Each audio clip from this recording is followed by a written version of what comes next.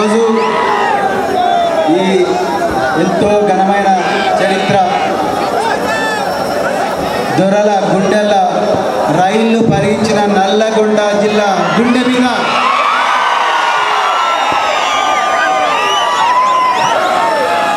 ఈ నల్లగొండను నీలిగొండ చేసిన మీ అందరికీ ధన్యవాదాలు.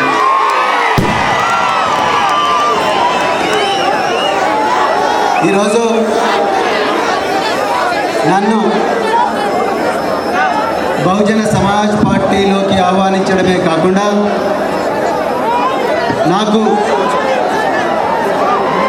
రాష్ట్ర కోఆర్డినేటర్ పదవి ఇచ్చి నా మీద ఈ బహుజన సమాజాన్ని బానిసలం కాదు బాబు, మేము పాలకులం అని చెప్పి వీళ్ళందరినీ పాలకులుగా మార్చారని చెప్పి నా భుజస్కంధాల మీద ఎంతో గొప్ప బాధ్యత పెట్టిన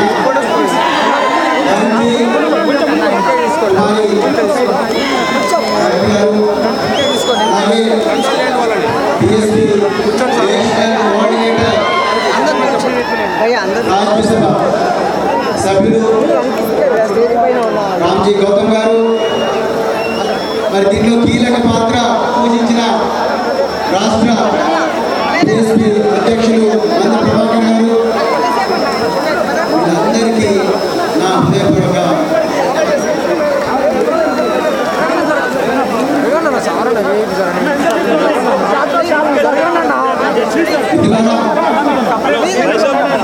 ఈరోజు నా జీవితంలో మరపురాని రోజు, మీ అందరి జీవితాల్లో కూడా మరపురాని రోజు. ఒప్పుకుంటారా?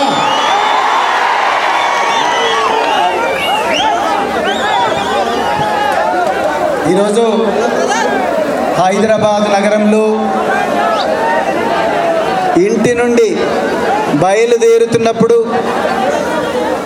ఇళ్లల్లో పనిచేసే మా అక్కలు నాకు ఆశీర్వాదం ఇచ్చిండ్రు మిత్రులారా. ఇళ్లల్లో పనిచేసే అక్కలు, చెల్లెళ్ళు, అయ్యా తరతరాలుగా మమ్మల్ని బానిసలుగా ఉంచారు. తరతరాలుగా మా బిడ్డల భవిష్యత్తును దోచుకున్నారు. కానీ కనీసం బిఎస్పీ ద్వారా అయినా మీరు మా భవిష్యత్తును మళ్ళీ మాకు ఇవ్వండి అని అక్కలు అడిగినారు. వాళ్ళే నాకు హారతి ఇచ్చి పంపించింది.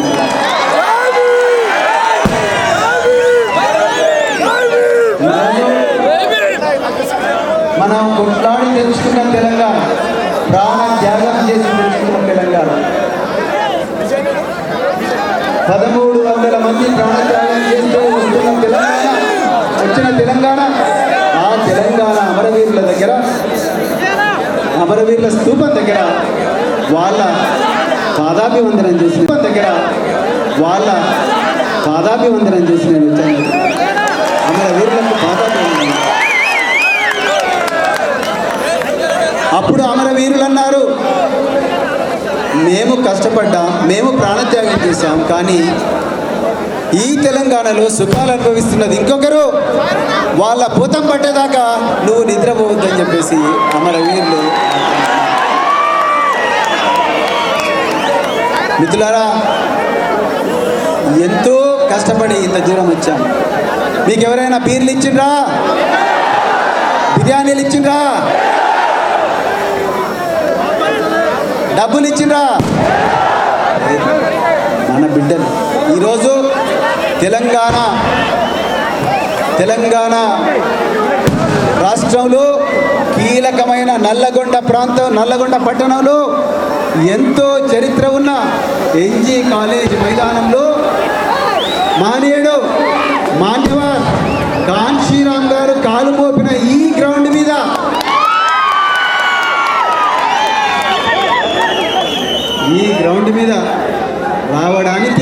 ఈ గ్రౌండ్కి రావడానికి ఎన్ని కష్టాలు పడ్డారు నా బిడ్డలు, ఎన్ని కష్టాలు పడ్డారు, ఎన్ని సంవత్సరాల కళ, ఎన్ని సంవత్సరాల గోస, ఎన్ని సంవత్సరాల ఆకాంక్ష. ఎన్నో అణచబడ్డ కళలు అసంపూర్తిగా మిగిలిన కళలతోనే మా తాతలు ముత్తాతలు అవ్వలు అమ్మమ్మలు అందరు కూడా సమాధి అయిపోయినారు. సమాధులు చెప్తాయి బిడ్డ, ఈరోజు ఆ సమాధుల్లో ఉన్న మా అవ్వలు మా తాతలు వాళ్ళందరూ ఈరోజు ఈ బిడ్డలను పంపించుకుంటున్నారు. కోటి బిడ్డ, మీ కళ నిజమైతే రోజు దగ్గర ఉన్నది బహుజన రాజ్యంలోనే మనకు న్యాయం జరుగుతుంది బిడ్డ, వేరే ఏ రాజ్యాల్లో కూడా న్యాయం జరగదని చెప్పేసి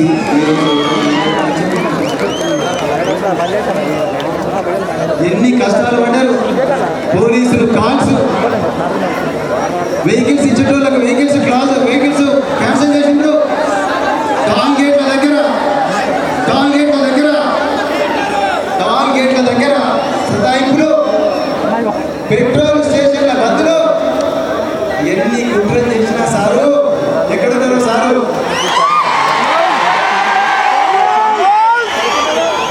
మా బిడ్డ రాగరు, ఇప్పుడున్న సునామీ,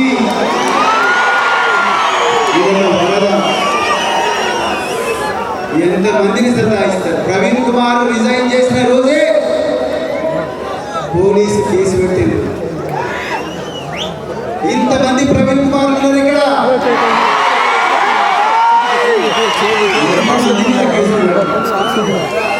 ఒక్కరా ఇద్దరా దిక్కుమొక్కు లేని జనం, ఒంటరిగా లేము మనం, కోటి కోట్ల శ్రమ.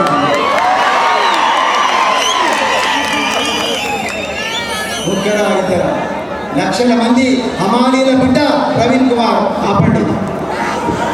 ఇళ్లలో పనిచేసే అక్కల తమ్ముడు ప్రవీణ్ కుమార్. రైతు కూలీల బిడ్డ ప్రవీణ్ కుమార్. ఆ రైతు కూలీలు ఆపండి. ఉపాధి హామీ కార్మికుల బిడ్డ ప్రవీణ్ కుమార్. ఆటో డ్రైవర్ల బిడ్డ ప్రవీణ్ కుమార్. ఆపండి. ఆటో డ్రైవర్ల బిడ్డ ప్రవీణ్ కుమార్. సెక్యూరిటీ గార్డుల బిడ్డ ప్రవీణ్ కుమార్. ఎంతమంది ప్రవీణ్ కుమార్ ఆపుతారు మీరు మిత్రులారా? మీ కళ్ళ ముందరనే కనిపిస్తున్నది. విని ఎరుగని రీతిలో, నల్లగొండలో చరిత్రాత్మకమైన రీతిలో ఈరోజు మీరందరూ కూడా కథల కుతూహలంతో కవాతు నిర్వహించినందుకు మరొక్కసారి మీ అందరికీ కూడా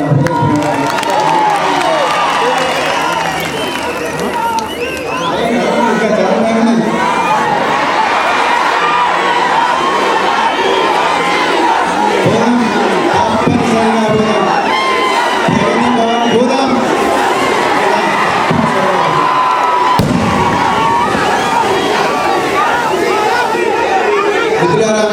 కొంచెం ఓపిక పట్టండి. మనం ఈరోజు ఎన్నో కష్టాల గురించి ఈ పవిత్రమైన ఎన్జీ కాలేజ్ మైదానానికి వచ్చాం. దయచేసి కొన్ని ముచ్చట్లు. ఈరోజు చాలా మంది నన్ను అడిగారు, ప్రవీణ్ కుమార్ నీకు ఇంకా 6.5 సంవత్సరాల సర్వీస్ ఉన్నది, 6.5 సంవత్సరాల సర్వీస్ ఉన్నది. ఎంతో కష్టపడి కార్ల షెడ్డులో ఉండి చదువుకొని ఎంతో పేద కుటుంబాల నుండి వచ్చి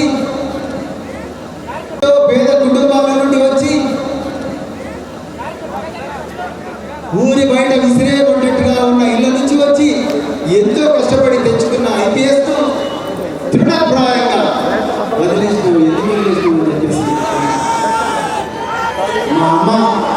మా అమ్మకి చెప్పలేదు నేను.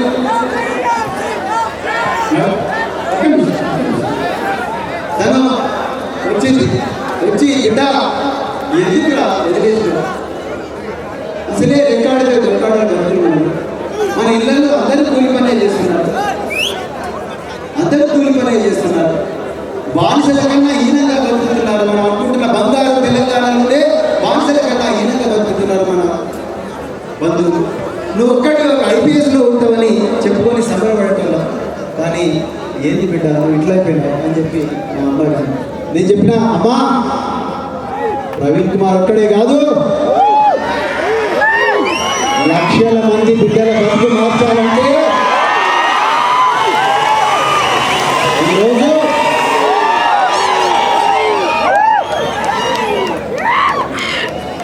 ఈరోజు మనం త్యాగం చేయాల్సిన అవసరం ఉన్నది. నేను నా కుటుంబాల చుట్టూ తిరుగుతాను, నా పిల్లల చుట్టూ తిరుగుతాను, నా ఫామ్ హౌస్ల చుట్టూ తిరుగుతాను, నా కుక్కల చుట్టూ తిరుగుతాను, లేకపోతే ఇంకేమో ఆస్తుల చుట్టూ తిరుగుతాను. ఒక్కరితో నేను ఈరోజు ఏమీ చేయలేనమ్మా. ఈరోజు రికార్డు డెకోడని కుటుంబాలు ఉన్నాయి, ఆకలి అయితే అన్నం కూడా దొరకని కుటుంబాలు ఉన్నాయి. ఇదే తెలంగాణలో ఆకలి అయితే అన్నం కూడా దొరకని కుటుంబాలు ఉన్నాయి. వాళ్ళందరికీ ఒక ఓదార్పు ఇవ్వాలి, వాళ్ళందరికీ ఒక ఆలంబన ఉండాలి, వాళ్ళందరికీ ఒక గొంతుక కావాలి. అందుకే నేను వస్తున్నాను అని చెప్పి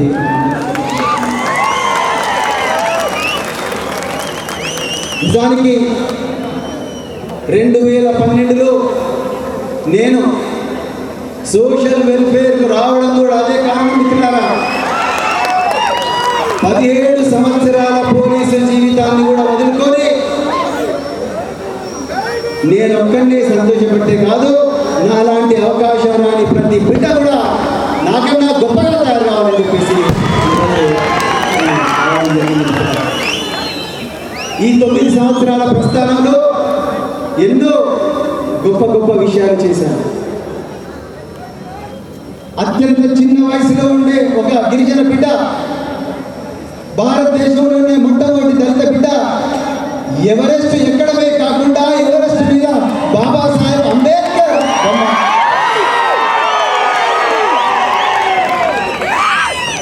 బిడ్డ.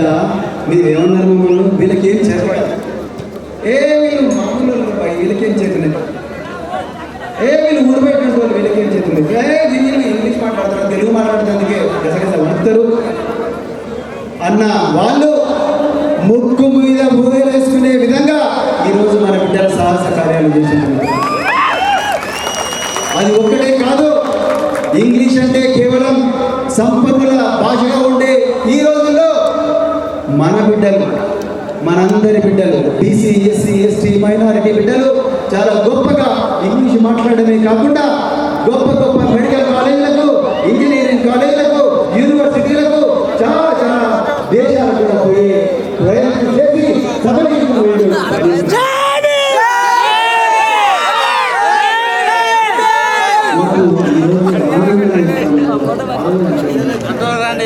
ఎందుకు అయ్యా, కరోనా సమయంలో మేము తల్లిదండ్రులు అందరూ కలిసి స్కూల్ సండేలే చెప్పి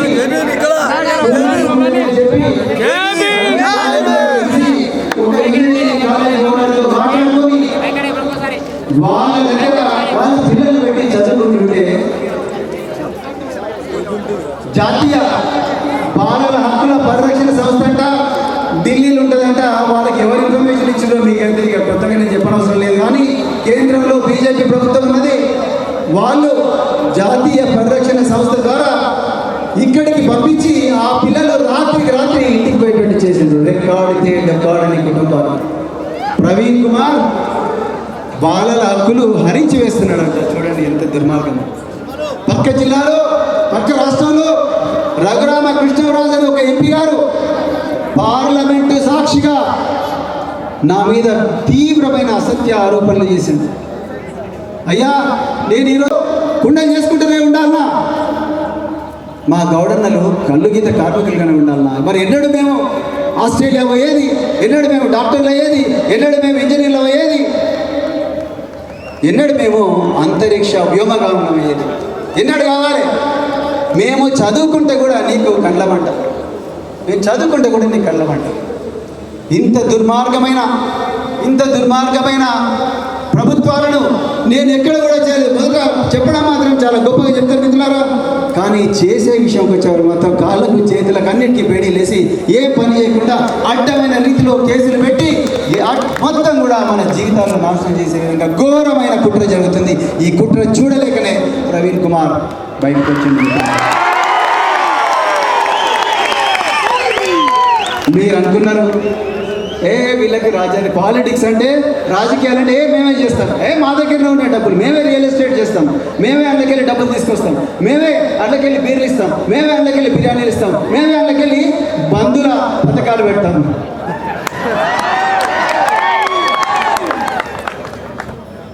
నేను అంటున్నాను గౌరవ ముఖ్యమంత్రి గారికి, అయ్యా మీరు 1000 కోట్లు పెడుతున్నారు, అది ఎవరి పైసలు సార్ అని అడుగుతున్నాను.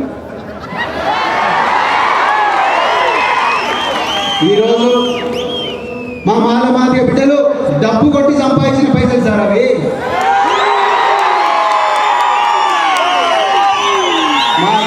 మా గిరిజన బిడ్డలు వ్యవసాయం చేసి, మా ఆదివాసీ బిడ్డలు తేనె అడవులలో ప్రాణాలకు తెగించి తేనె తీసుకొచ్చి, మా బంజారా బిడ్డలు వ్యవసాయం చేసి తీసుకొచ్చిన డబ్బులు, మా నేత కార్మికులు మగ్గం నేసి నరాలనే దారాలుగా మగ్గాలు నేసి తీసుకొచ్చిన డబ్బులు సార్. మీరు విచ్చలవిడిగా ఖర్చు పెడుతున్నారని నేను గౌరవ ముఖ్యమంత్రి గారికి రిక్వెస్ట్ చేస్తున్నాను.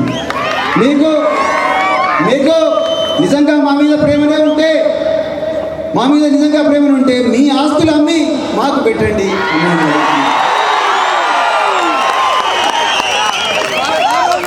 మా కష్టార్జితాన్ని, మా భవిష్యత్తును మేమే నిర్ణయించుకునేట్టుగా చేయండి అని నేను చెప్తున్నాను. నేను అడిగింది తప్ప మిత్రులారా?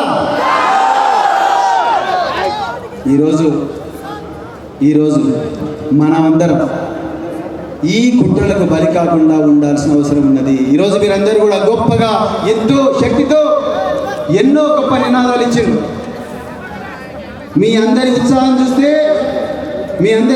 చూస్తే మనం అనుకున్న కళ, ఇంతకుముందు పెద్దలు రామ్జీ గౌతమ్ గారు చెప్పిన కళ, బహుజన రాజ్యం అనే కళ చాలా చాలా చాలా దగ్గరగా ఉన్నదని నాకు అనిపిస్తున్నది మిత్రులారా.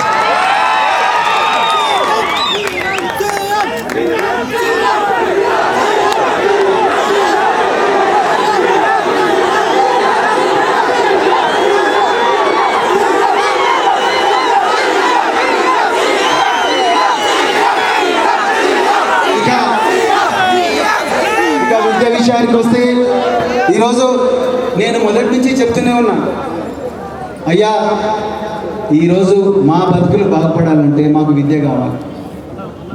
మా బతుకులు బాగుపడాలంటే మాకు అత్యున్నత ప్రమాణాలున్న వైద్యం కావాలి. మా బతుకులు బాగుపడాలంటే మాకు చక్కటి ఉపాధి కావాలి. ఆ ఉపాధి కలిగించుకోవడానికి, మా బతుకులు మేమే బాగు చేసుకోవడానికి మాకు ఆ నైపుణ్యం కావాలని మేము అడగడం జరిగింది. ఈరోజు గౌరవ ముఖ్యమంత్రి గారు నేను అడుగుతున్నాను, ఈరోజు మీరు విద్య మీద కేవలం 1000 గురుకులాలు పెట్టి మొత్తం కూడా విద్యా వ్యవస్థ మారిపోయిందని మన వాళ్ళు చెప్తున్నారు. మరి రాష్ట్రంలో వేల సంఖ్యలో పాఠశాలలు ఉన్నాయి. మీరు ఎన్నిసార్లు విద్యాశాఖను రివ్యూ చేసిండ్రు? ఆ రివ్యూ చేస్తే వాళ్ళకి ఏం జరిగింది? మరి పేద బీసీ, ఎస్సీ, ఎస్టీ, మైనారిటీ, అగ్రవర్ణ పేద బిడ్డలు ఎంతోమంది ప్రభుత్వ పాఠశాలలో చదువుతున్నారు. కేవలం తెలంగాణ రాష్ట్రంలో 61,75,000 మంది బిడ్డలు చదువుతుంటే గురుకులాల్లో కేవలం 4 లక్షల మంది బిడ్డలే చదువుతున్నారు. 4 లక్షల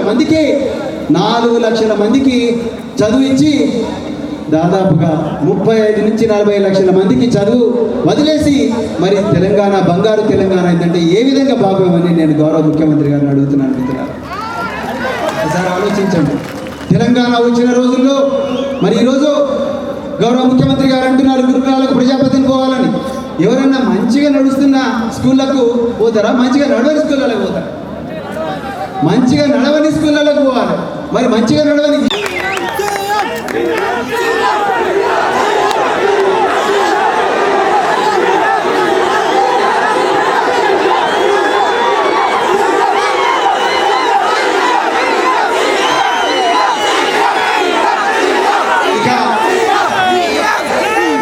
విషయానికి వస్తే, ఈరోజు నేను మొదటి నుంచి చెప్తూనే ఉన్నా, అయ్యా ఈరోజు మా బతుకులు బాగుపడాలంటే మాకు విద్య కావాలి.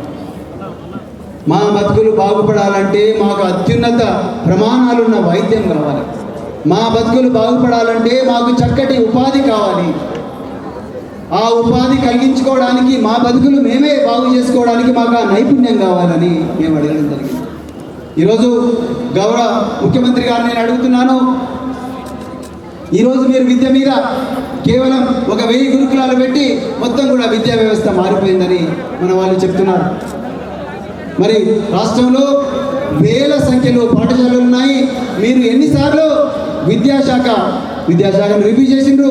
ఆ రివ్యూ చేస్తే వాళ్ళకి ఏం జరిగింది?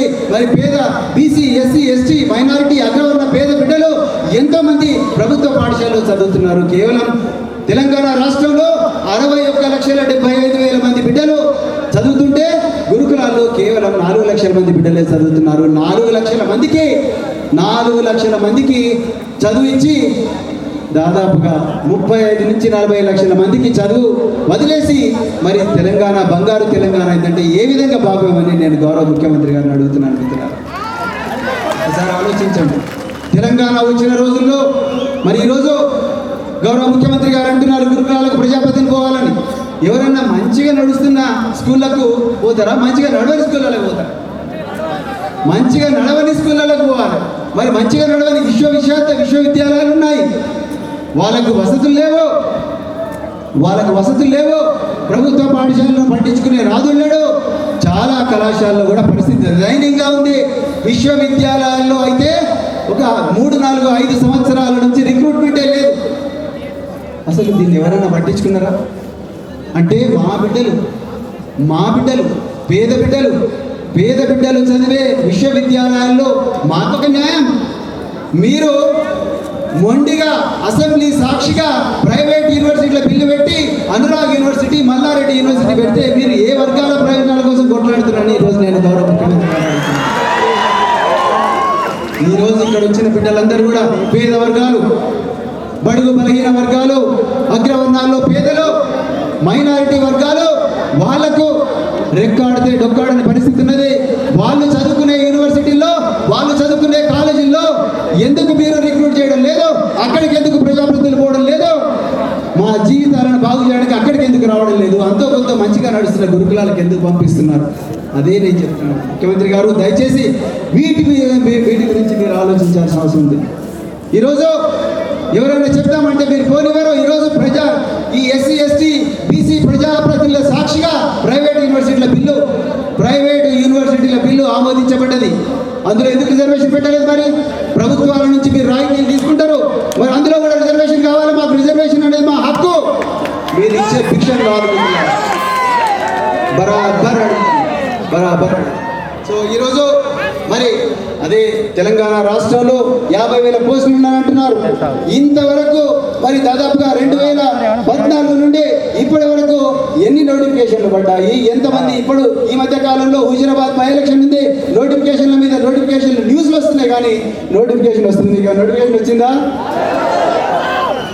ఇదే సమస్య.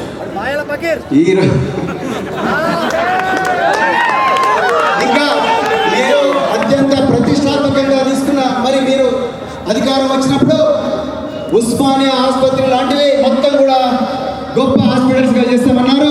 హైదరాబాద్ నగరంలో 4 నుంచి 5, 10 ఉస్మానియా హాస్పిటల్స్ ఉంటాయన్నారు. అంత గొప్ప హాస్పిటల్స్ ఉంటాయన్నారు. కానీ కోవిడ్ సమయంలో అత్యంత దయనీయమైన పరిస్థితుల్లో నా అబ్బలు, అక్కలు, తమ్ముళ్ళు, చెల్లెలు చనిపోయారు. వాళ్ళ గురించి ఒక్కరోజైనా ఆలోచించినాము. ఎక్కడ పోయినాయి ఆ రోజు మా అందరికీ ప్రామిస్ చేసిన హాస్పిటల్స్? ఎక్కడ పోయినా ఈరోజు సడన్గా కోవిడ్ వస్తుందని గౌరవ ముఖ్యమంత్రి గారు మరి కేసీఆర్ గారు వరంగల్ పోయి సడన్గా 7 అంతస్తుల హాస్పిటల్ కడతా, అక్కడ ఒక హెలిప్యాడ్ కడతా అని చెప్తున్నాడు. ఈ ఆసుపత్రి కాదు, ఆసుపత్రి మీద ఒక హెలిప్యాడ్ కూడా కడతా అని చెప్పాడు.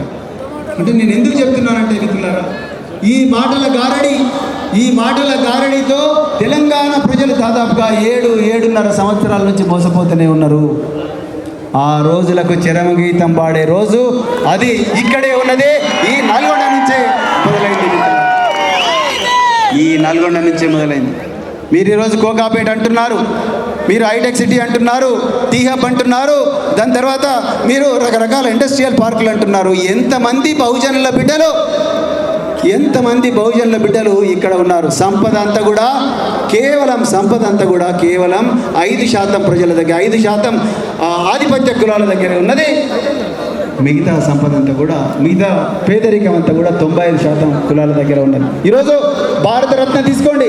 1956 సంవత్సరం నుంచి భారతరత్న తీసుకుంటే దాదాపుగా 46 మందికి భారతరత్న ఇస్తే అందులో కేవలం ఒక్కడు మాత్రమే ఓబీసీ. ఎంత అన్యాయం! కేవలం ఒక్కడు మాత్రమే ఓబీసీ. ఎస్టీలు అసలే లేరు. ఎస్సీలు కేవలం 2 ఉన్నారు. కానీ మన సంఖ్యాత దేశంలో ఓబీసీలు 52% దేశంలో 52%. కానీ ఎందుకు ఒక్కడు కూడా దొరకలేదని భారతీయ ఇవ్వడానికే చెప్తున్నాను. భారత ప్రభుత్వాన్ని ఇంతకుముందు చేసిన ప్రభుత్వాన్ని కూడా అంటున్నాను. ఎంత దుర్మార్గమైన మీరు ఏ ఇండస్ట్రీ అయినా తీసుకోండి, ఏమైనా తీసుకోండి, అన్నీ కూడా మరి ఆధిపత్య కులాల దగ్గరనే ఉంటున్నాయి. దాదాపుగా 7 దశాబ్దాలుగా తెలుగు రాష్ట్రాల్లో ముఖ్యమంత్రులు 11 మంది అయితే 11 మందిలో 10 మంది ఆధిపత్య కులాలకు చెందిన వాళ్ళే మిత్రులారా. మరి ఎక్కడ పోయింది ఈ బహుజనులు? అంటే మనకి చేత కాదనా? అంటే మాకు వల్ల కాదనా? మాకు జ్ఞానం లేదనా? మరి మీరే అపరజ్ఞానులా? మీరే 60,000 పుస్తకం చదువుతారా?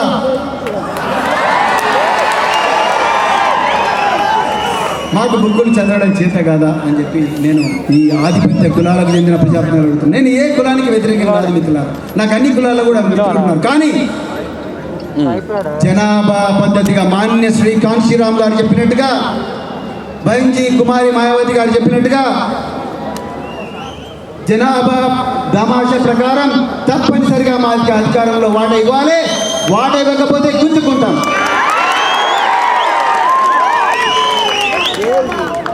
మిత్రులారా, చాలామంది నన్ను అంటారు, సార్ మీరు మాట్లాడేటప్పుడు బిడ్డ కథ చెప్పండి, మంచిగా చెప్పండి, యాసలో మాట్లాడండి. అయ్యా, బిడ్డ కథ చెప్పిన వాళ్ళు ఏం చేస్తున్నారో మీకు తెలుసు.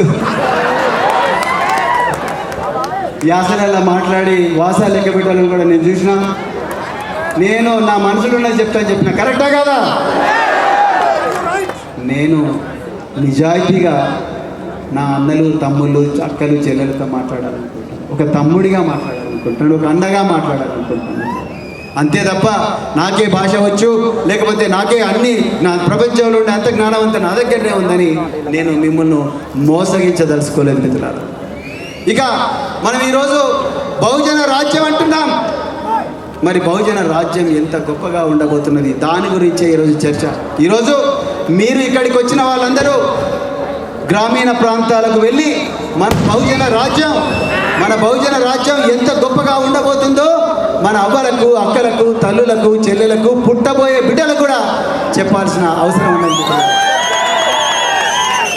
బహుజన రాజ్యంలో అన్ని కులాలకు సమానమైన వాటా ఉంటుంది. బహుజన రాజ్యంలో ఈరోజు తెలంగాణ ప్రభుత్వం ఒక 1500 మందిని పంపించి అమెరికాకు, విదేశాలకు పంపించి 1500 పంపించి మేము అది చేసినాం ఇది చేసినాం అని చెప్పుకుంటారు. బహుజన రాజ్యంలో లక్షలాది మంది విదేశీ విద్యకు పోతారు మిత్రులారా. బహుజన రాజ్యంలో ప్రతి మండలానికి ఒక ఇంటర్నేషనల్ స్కూల్ ఉంటుంది.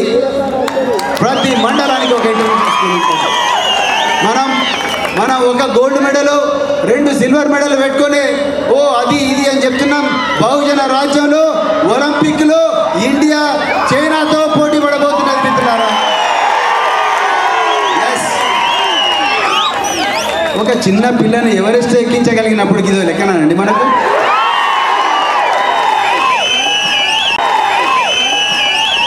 కాళ్ళ నొప్పులున్నా, కీళ్ళ నొప్పులున్నా, కైకీళ్ళు చేసిన మా తల్లులకు, ఆ తల్లుల కడుపున బిడ్డలకు ఈ గోల్డ్ మెడల్లు, సిల్వర్ మెడల్ లెక్కన కాదు. బహుజన రాజ్యంలో కళ్ళు గీత కార్మికుల బిడ్డలు కంప్యూటర్ ఇంజనీర్లు కూడా అవుతారు మిత్రులారా. ఎస్, నేను మొన్న దండేపల్లి మండలం లింగాపూర్లో రోడ్డు పక్కన నేను, పెద్దలు మంద ప్రభాకర్ గారు మేమిద్దరం పోతున్నప్పుడు దండేపల్లి మండలంలో కళ్ళు గీత కార్మికులను మాట్లాడడం జరిగింది. వాళ్ళ కాళ్ళు చూస్తే చాలా బాధ అనిపించింది. కాళ్ళు అయితే పూర్తిగా కాయలు కాసినాయి, ఈపు కూడా కాయలు కాసింది. ఎప్పుడు చచ్చిపోతాడో తెలియదు. చెట్టు మీద నుంచి పడి 1 గంట 2 నిమిషాలు కూడా నేను చెట్టు మీద నిలబడలేకపోయినా, కానీ ఈరోజు తరతరాలుగా ఆ బిడ్డలు అదే పని చేస్తున్నాను. నేను వారిని అడిగినాను, ఎంత మీరు సంపాదిస్తారండి? వారన్నారు, అయ్యా నేను 400 కన్నా ఎక్కువ సంపాదించను అన్నారు. సో నేను ఏమంటున్నాను, ఈ బాంఛన్ అనే భాష ఎక్కడి నుంచి వచ్చింది అంటే, ఈరోజు మేము 400 సంపాదిస్తే మీరు ఎంతో పెద్ద ఎత్తున మీరు మాకు అది చేసినాం ఇది చేసినాం అంటున్నారు. నేనంటున్నాను, బహుజన రాజ్యంలో కళ్ళు గీత కార్మికుల బిడ్డలు కంప్యూటర్లు ఇంజనీర్ దాకా మేము నిద్రపోతున్నాము. మైనారిటీల బిడ్డలు మిలియనర్లు అవుతారు. మాలమాదిగల బిడ్డలు డాలర్లు కూడా సంపాదిస్తారు మిత్రులారా. బంజారాల బిడ్డలు బస్తీలలో ఉండడం కాదు బిడ్డ, బంగ్లాలలో ఉండేటట్టు మేము చేస్తాం. ఆదివాసీ బిడ్డలు ఆకాశార్మాల్లో ఉండడమే కాదు, ఏ దేశానికైనా కూడా పోయి వాళ్ళు చక్కగా చదువు చెప్తారు. ఈరోజు నాకు గుర్తుంది ఇప్పటికీ బాగా, అంజలి అనే అమ్మాయి మంగి అటవీ ప్రాంతం నుండి, ఆదిలాబాద్లో మంగి అటవీ ప్రాంతం నుంచి ఆమె తమ్ముడు ఇద్దరు కలిసి, ఒక అమ్మాయి పోలాండ్, ఇంకొక అబ్బాయి ఈజిప్ట్ పోయి అక్కడ ఈజిప్ట్ వాళ్ళకు, పోలాండ్ వాళ్ళకు ఇంగ్లీష్ నేర్పించి వచ్చారు. మిత్రులారా, ఒక్కసారి ఆలోచించారు. మీరంటారు మాకు చదువు రాదని. చదువు వస్తుందా రాదా మనకు? మిత్రులారా, బహుజన రాజ్యంలో గనేటుతో రాళ్ళు కొట్టిన మా వడ్డరన్నల బిడ్డలు రాకెట్లు కూడా ప్రయోగిస్తారు బిడ్డ, రాకెట్లు కూడా ప్రయోగిస్తారు. బహుజన రాజ్యంలో మీరు ఎంతసేపు అల్లు అరవింద్, అల్లు అర్జున్, లేకపోతే నాగార్జున, మహేష్ బాబు వీళ్ళేనా సినిమా యాక్టర్లు? మా చిందు కళాకారుల బిడ్డలు కూడా సినిమా యాక్టర్లు అవుతారు. మా పెద్దమ్మ వాళ్ళు కూడా పోతారు, మా పూసలోళ్ళు కూడా పోతారు. వీళ్ళందరినీ కూడా సినిమా రంగంలోకి పంపించేదాకా బహుజన రాజ్యం నిద్రపోదు మిత్రులారా, నిద్రపోదు. అదేవిధంగా రాబోయే బహుజన రాజ్యంలో ప్రతి మనిషి కూడా 100 సంవత్సరాల వరకు బతికేదాకా నిరంతరం కూడా కృషి చేస్తుంది మిత్రులారా బహుజన రాజ్యం. అంతవరకు కూడా నిద్రపోయే సవాలే లేదని మీకు మనవి చేస్తున్నాను. అయితే మిత్రులారా, ఇట్లా చెప్పుకుంటూ పోతే చాలా ఉన్నాయి. అదేవిధంగా బహుజన రాజ్యంలో మన బిడ్డలు వాళ్ళంతటికి వాళ్ళే కంపెనీలు పెట్టి, వాళ్ళే సంపదను సృష్టించి, వాళ్ళే వందలాది మందికి ఉద్యోగాలు ఇచ్చేంత గొప్పగా బహుజన రాజ్యంలో ప్లాన్ చేస్తాం మిత్రులారా. ఈరోజు మిమ్మల్ని అందరినీ చూస్తే నాకు ఒక్కసారి అనిపించింది, లక్షల మంది బిడ్డలు, లక్షల మంది మిలియనీర్లు అయితే ఎంత బాగుంటుందని అనిపించింది. లక్షల మంది బిలియనీర్లు అయితే ఎంత మంచిగా ఉంటుంది. ఈ స్వతంత్ర భారతంలో ఇప్పటి వరకు దేశంలో 119 మంది బిలియనీర్లు ఉంటే అందులో ఒక్కరు కూడా ఎస్సీ ఎస్టీ లేరు మిత్రులారా. ఒక ఇద్దరు మాత్రమే బీసీలు ఉన్నారు. అంటే ఎక్కడ పోయినారు? సంపద అంతా ఎక్కడ పోయింది? 1980 సంవత్సరం వరకు సుప్రీంకోర్టులో 1980 సంవత్సరం వరకు సుప్రీంకోర్టులో ఎస్సీ ఎస్టీ బీసీ వర్గాలకు చెందిన ఒక్క జడ్జి కూడా లేడు. ఈ విధమైన పరిస్థితి ఉంటే మాకు న్యాయం ఎక్కడ జరుగుతుంది? మా గోస ఎవరు అర్థం చేసుకుంటారు? ఒకసారి ఆలోచించండి మిత్రులారా. బహుజన రాజ్యంలో అది జరగనివ్వం. ప్రైవేటు రంగంలో కూడా రిజర్వేషన్లు వస్తాయి. ఎందుకంటే మీరు ఎందుకు రాకూడదు? ప్రైవేటు రంగంలో కూడా రిజర్వేషన్లు మనం తీసుకోవాలి, మన హక్కు. ఈ దేశానికి, ఈ దేశం ఈ స్థాయిలో ఉందంటే మనం కూడా కంట్రిబ్యూట్ చేసినాం. ప్రాజెక్టులు కట్టింది మనమే, నాగళ్ళు దున్నింది మనమే, నాగళ్ళు పెట్టి పొలాలు దున్నింది మనమే, ఇత్తనాలు వేసింది మనమే, పంటలు కోసింది మనమే, తిండి పెట్టింది మనమే. అట్లాంటప్పుడు ఈ దేశంలో నాకు సంపదలో ఎందుకు భాగం లేదు? తప్పనిసరిగా ప్రైవేటు రంగంలో కూడా రిజర్వేషన్లు కావాలని చెప్పేసి బహుజన రాజ్యం డిమాండ్ చేస్తుంది మిత్రులారా. అయితే మిత్రులారా, ఇక నేను అది తక్కువ పెట్టుకోండి, బహుజన రాజ్యం అంత ఈజీగా రాదు. ఈరోజు మీ అందరూ తలుచుకుంటేనే బహుజన రాజ్యం వస్తుంది. బహుజన రాజ్యం మరి తలుచుకుంటారా? లాస్ట్లో కూడా చెప్పండి. ఎందుకంటే తరతరాలుగా మనను దోపిడీ చేసి డబ్బులు సంపాదించిన ఆధిపత్య కులాల వాళ్ళు ఆ దోపిడీ సొమ్మును మళ్ళీ ఎలక్షన్ల సమయంలో మన మీద రకరకాల స్కీముల ద్వారా, లేకపోతే రకరకాల కుట్రల ద్వారా అవన్నీ కూడా తీసుకొచ్చి మళ్ళీ మన మీద వెదజల్లుతారు. ఓట్లను కొనడమే వాళ్ళ ధ్యేయం. మనను మటన్ ఇచ్చి చికెన్ ఇచ్చి డబ్బులు ఇచ్చి కాళ్ళు మొక్కి తల నరుక్కొని రకరకాల మాటలు చెప్పి ఒట్టు పెట్టించుకొని, మన ఇష్టమైన దేవుళ్ళ మీద ఒట్టు పెట్టించుకొని మాయ చేసే ప్రమాదం ఉన్నది. ఇది తరతరాలుగా మనం ఈ విధంగానే అన్యాయానికి గురవుతున్నాం. అందుకొరకు మీరందరూ కూడా ఇప్పుడు గ్రామాలకు పోయి మీరు ప్రతి ఒక్కరూ ఒక కాంశీరామ్, ప్రతి ఒక్కరూ ఒక ప్రవీణ్ కుమార్, ప్రతి ఒక్కరూ ఒక మాయావతి, మీరందరూ కూడా గ్రామీణ ప్రాంతాల్లో పోయి మన అవ్వలను, అక్కలను, తమ్ములను, చెల్లెలను అందరినీ కూడా ఈ ప్రమాదాల పట్ల అప్రమత్తం చేయాలి. వాళ్ళందరినీ కూడా జాగృతం చేయాల్సిన అవసరం ఉన్నది. మేము ఓటు అమ్ముకోము, ఓటు చాలా పవిత్రమైనది, ఎట్టి పరిస్థితుల్లో కూడా మేము మోసపోము. మేము మాట తప్పము, మడమ తిప్పము, అమ్ముడు పోము, అమ్మము అని చెప్పి మీరందరూ కూడా చాలా గొప్పగా నిర్ణయం తీసుకోవాలి. లేకపోతే మళ్ళొకసారి మోసపోయి ఈరోజు మనం చేసిన ఇంత గొప్ప సభ, ఇంత గొప్ప ఉత్సాహం, ఇంత గొప్ప ఉత్తేజం మళ్ళీ నీరు గారిపోయే ప్రమాదం ఉన్నది. రాబోయే రోజులు మనవే. ప్రతి ఊర్లో కూడా చెప్పండి, బహుజన రాజ్యం వస్తుంది, నువ్వు మా అమ్మడు వస్తావా రావా అని చెప్పాలి. వస్తుందా రావట్లేదా? వస్తుందా? ఎస్, బహుజన రాజ్యం రాబోతున్నది. ఈరోజు స్వచ్ఛంగా ఒక్క పైసా ఇవ్వకుండా, ఏ ప్రలోభాలకు లొంగకుండా మా బహుజన బిడ్డలు ఈరోజు నల్గొండ పట్టణానికి వచ్చి వాళ్ళ దృఢ నిశ్చయాన్ని కేవలం తెలంగాణకు మాత్రమే కాదు, మొత్తం భారతదేశానికి కూడా వాళ్ళ దృఢ నిశ్చయాన్ని చెప్పింది. ఈరోజు నల్గొండ సభ మొత్తం తెలంగాణ రాజకీయాలనే కాదు, మొత్తం భారతదేశ రాజకీయాలను కూడా పూర్తిగా మార్చే అవకాశం ఉన్నది. మరి ఇంత గొప్ప సభను ఎంతో చక్కగా, ఎంతో గొప్పగా, ఎంతో చరిత్రాత్మకంగా నిర్వర్తించిన మీకు మీకందరికీ కూడా హృదయపూర్వక ధన్యవాదాలు మిత్రులారా. అదేవిధంగా మిమ్మల్ని అందరినీ ఒక ప్రశ్న అడుగుతున్నాను, బానిసలు అవుతారా పాలకులు అవుతారా? లాస్ట్లో కూడా చెప్పండి, బానిసలు అవుతారా పాలకులు అవుతారా? వినిపిస్తలేదు, నాకు వినిపించకపోయినా ఎవరికి వినిపించాలో వాళ్ళకి వినిపించాలి. బానిసలు అవుతారా పాలకులు అవుతారా? చాలా ధన్యవాదాలు మిత్రులారా. ఈరోజు ఈ వేదికకు రైట్ సైడ్ ఒక ఏనుగున్నది, లెఫ్ట్ సైడ్ ఒక ఏనుగున్నది. ఇదే బహుజన సమాజ్ పార్టీ గుర్తు.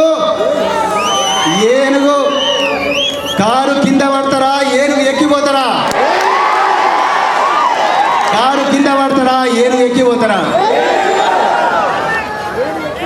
ఏనుగు ఎక్కి ప్రగతి భవన్ పోవాలి, ఏనుగు ఎక్కి ఢిల్లీ ఎర్రకోట మీద మన నీలి జెండా కూడా ఎగిరేయాలి. చక్కటి చరిత్రాత్మకమైన అవకాశం. ఏనుగు గుర్తుకే, ఏనుగు గుర్తుకే, ఏనుగు గుర్తుకే. ఇంత చరిత్రాత్మకమైన అవకాశం మీరందరూ కూడా ఎంతో పెద్ద మనసుతో నన్ను ఆశీర్వదించినందుకు మీ అందరికీ కూడా హృదయపూర్వక పాదాభివందనాలు.